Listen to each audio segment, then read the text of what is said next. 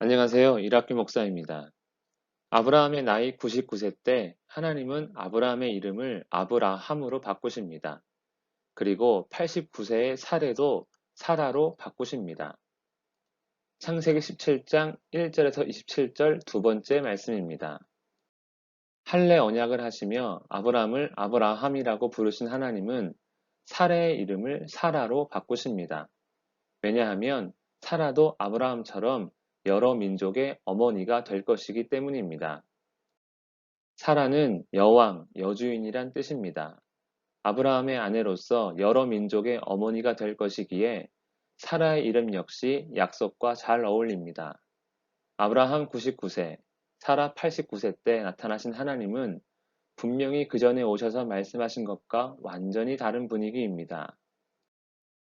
하나님께서 아브라함과 사라라는 새로운 이름을 주셨고 할례 언약을 통해 아브라함과 그의 후손에 대한 언약이 영원한 것임을 확실하게 하셨으니 당사자인 아브라함은 그 약속이 24년간 이루어지지 않았더라도 이제는 이루어지겠구나 하며 기대와 희망에 부풀어야 할 텐데 전혀 그렇지 않은 것 같습니다. 오히려 하나님 말씀에 엎드려 웃으며 마음속으로 말합니다. 100세 된 사람이 어찌 자식을 낳을까? 사라는 90세니 어찌 출산하리요?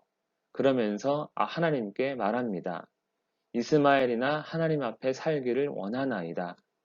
그는 하나님이 그 어떤 약속을 할지라도 자식을 낳을 수 없는 죽은 몸과 같이 되었음을 알았기에 이스마엘을 하나님께 부탁한 것입니다.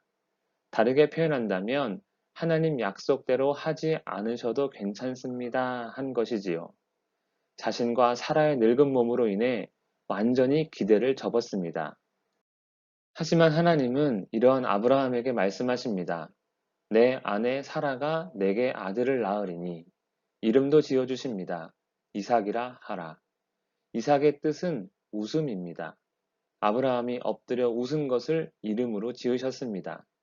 분명히 출산할 수 없는 상황인데도 하나님은 약속을 성취할 것임을 또다시 말씀하십니다. 그리고 이스마엘에 대해서도 분명히 하십니다. 그도 번성하게 할 것이지만 언약의 자손은 아니다입니다. 하나님은 태어날 이삭과 언약을 세울 것입니다. 하나님께서 떠나신 후 아브라함이 할례를 행했습니다. 하나님의 언약을 자신의 몸에 새긴 것입니다. 즉 24년간 이루어지지 않았음에도 자손과 땅에 대한 언약을 믿었기에 할례를 행한 것입니다. 어찌 자식을 낳을까? 어찌 출산하리요? 생각하며 이스마엘이나 하며 말한 것은 늙은 자기 몸을 보고 내린 결론으로 자식을 낳을 수 없게 된 상태를 나타낸 것이라고 할 수 있습니다. 즉, 자신에 대한 기대가 사라진 것입니다. 이스마엘을 낳았을 때라면, 90세라면, 95세라면 그래도 낳을 수 있을 것이란 신락 같은 기대를 가졌지만 99세가 된 지금은 그러한 기대마저 완전히 없어진 것입니다. 즉, 나는 더 이상 할 수 있는 게 없습니다. 라는 의미입니다. 그럼 믿음이 사라진 것입니까? 그렇지 않습니다.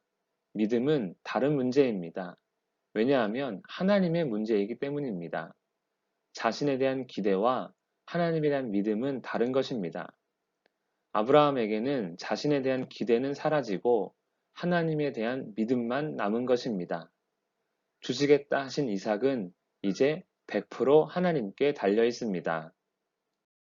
99세 아브라함, 89세 사라.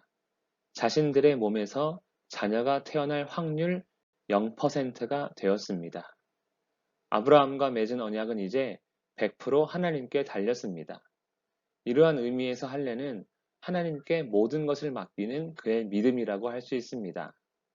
만약 하나님께서 90세의 아브라함에게, 95세의 아브라함에게, 즉, 여전히 자신이 아들을 낳을 수 있다는 기대감이 있을 그때 아브라함에게 아들을 주셨다면 아브라함은 어떻게 생각했을까요?